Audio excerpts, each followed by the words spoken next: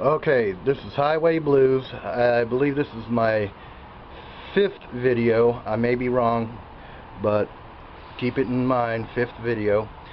Okay, now I put on the new wall, scraped off the old wall. It's like a veneer that's on there, and you can see how like the piece of wood that's up here like this, and I got all the screws out and all that kind of stuff, and I'm getting ready to do the cabinetry over on this side and this side, and I got it all spaced out.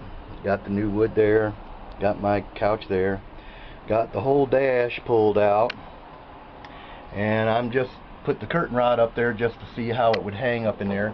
I made a cardboard box stencil of the top part, so when you see this, when I stencil it onto the 4x8 that I'm going to be sticking up here, if you look up here, you can see this is all going to be filled in down here, and it's going to come down here and then probably do a U shape here and back up. And now I'm going to take you outside and show you the roof I've been complaining about, but I figured out how to put decking on here. All I had to do was sit and think. Okay, if you look right here, you can probably see I put that new foam there. One's 3/4, the other one's a 1/2 inch. That way it's like 1 1/4, and I'm hoping when I put the decking on here, it'll squish down, and then it'll bow up when I put the ceiling on there. But you can see where they use that laminate on this side, and all they did was just sandwich the styrofoam in between this subframe.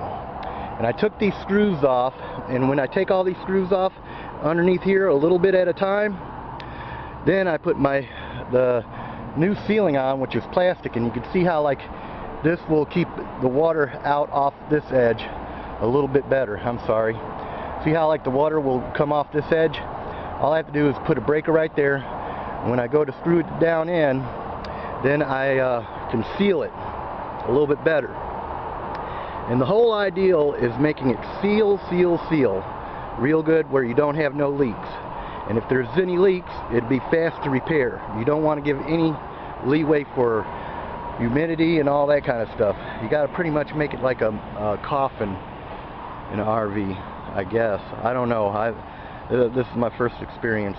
Right now I'm using my life experience in auto mechanics and truck driving and being out on the road and stuff like that for this. And just the pain like you wouldn't believe. Yeah, there's the roof. Now I got to get on the other side, and then I'm going to peel this aluminum. Whoa! This aluminum roof off, and this is all aluminum, and all you have to do is reorder this. I got to find the right kind of gauge, but when I put this back up in here, and it's going to tuck back up underneath here like what this is pulled out, probably not all the way, but just enough to get up in here, and then I'm going to have the aluminum, it's going to be coming out to here. That way I could wrap it all the way, come from one piece all the way across the top and down to the side, and seal it like that. Then I'm going to put gasket and then nail it down and make it seal. You can see how like they put the roof on first, and then they put this on here because they were doing the wiring and everything like that. That's understandable, but I'm going to do something a little bit different. Hopefully I don't cut any of my tail light wires there, but I got to do rewiring, and I got some tricks about that, and we'll see what happens.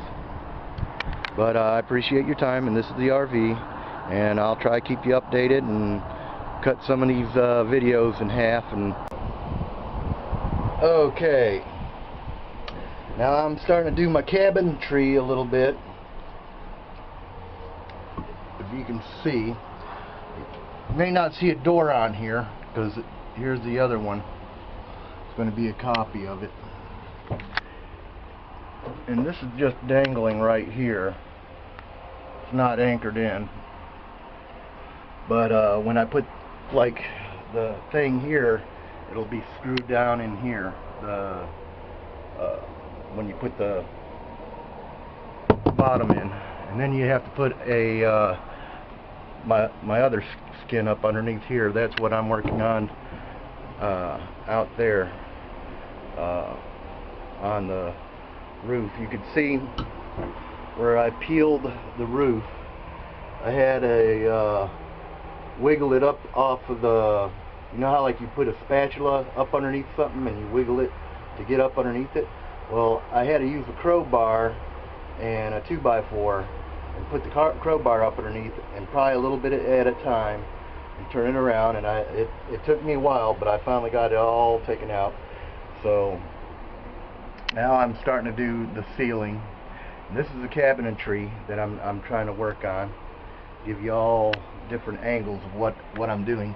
It's kind of like you have to do it kind of like spider web, because the effect that you're trying to do with the cabinetry inside here is, if ever you got in a wreck and you go flinging around in here, you have to have this thing where if it collapses on away from you. That way you don't have something jabbing through you or something like that.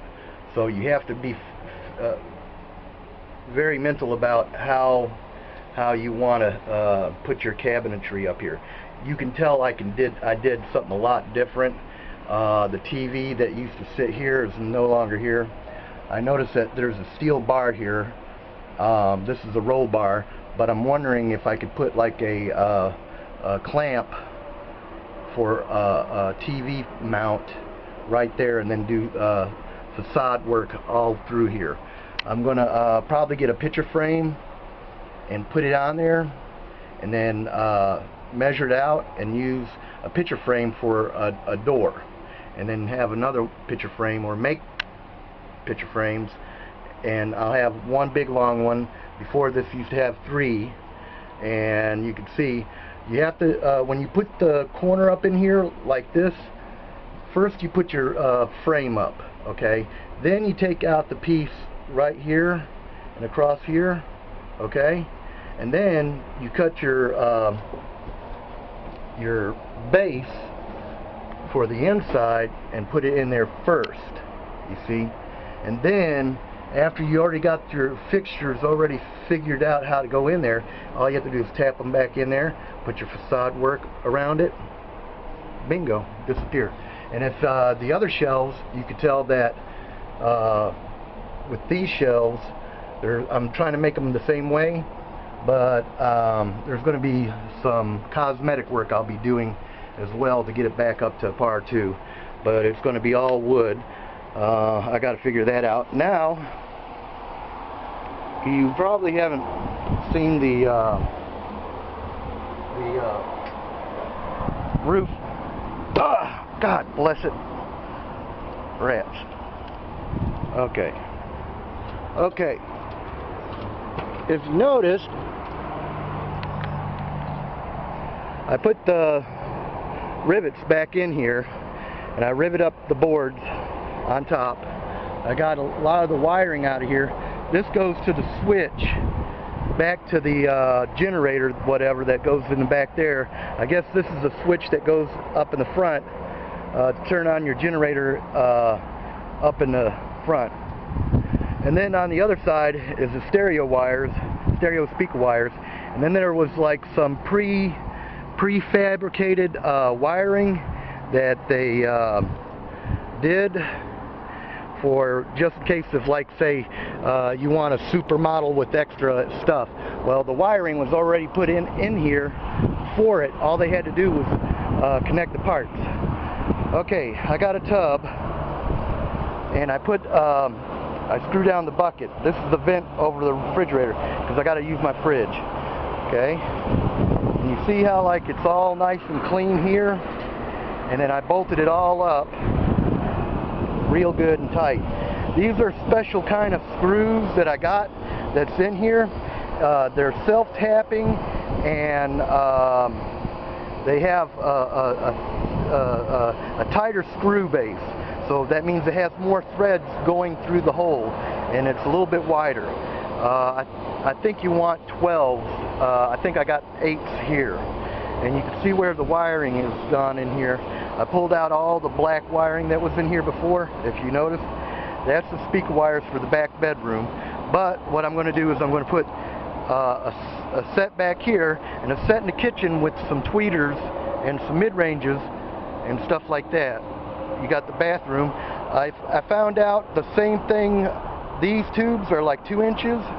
Well, I used a door knob hole drill thing, you know, to put the hole in it, and those are the same thing as doorknob holders or doorknobs. And I got the tarp. I got a 20 by 30. I just cut one window in just to see what it looks like. Now, the 2 pieces of decking that I have up here, you notice that it's different from the decking back here.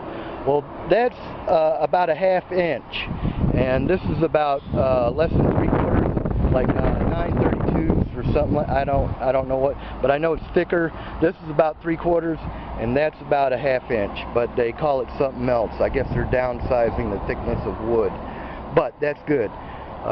Like I said, this was sandwiched between 2 veneers when they made the ceiling and the roof at the same time, and then they put it on top of it. But the process they do of gluing and putting that all together at the same time, it's all at the same level.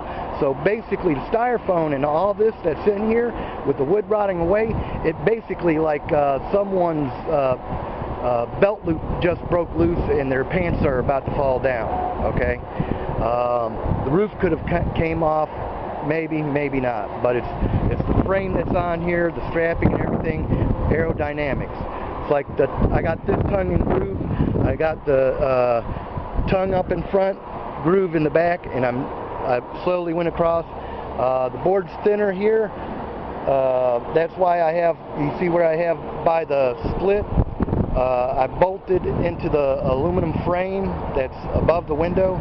Plus, when I go by each window, I'm going to be putting a screw next to each window to put it down. Now, you see how clean this is? Now, how I'm going to do this is going to be a lot different than probably manufacturer and everything like that. I used to build houses and I was a mechanic, but what I'm going to try to do is make some channels, tubing that will go inside. That way you can feed wiring in and out without getting all cut up or mangled in here, and it have a free clear through here. I got to install the wiring first, and then what I'm going to do is put a straight tubing from the front all the way to the back, and then on the other side I'm going to put a tubing from there to midway. Reason why is if I have a tube going in the back and a tube going over here, I'm adding an extra junction point where if I need to feed wires or something like that, or do any kind of modifications, I'll be ready for it. Like tees and stuff like that. Because when you want to drive a wire in it to pull another wire out or fish a wire out, you got to be able to work through there. And if you look in this channel, you are not going to be able to do that. Once you put the wiring in, you'd have to peel this all up just to put another wiring in. So I'm going to try to get something worked out, except for the light plugs, for all the other little wires, how to feed something back like fiber optics, Bluetooth cameras, whatever, you know, something where it's easy to work on. I'll have a junction box going all the way back here if I need to put anything like special, like cameras, cable TV, or whatever. But you see how like they put that through there, and it's pretty much clean, you know, clean cut, if you can see. This is just a plastic covering, but you can see how the construction of it is a little bit better.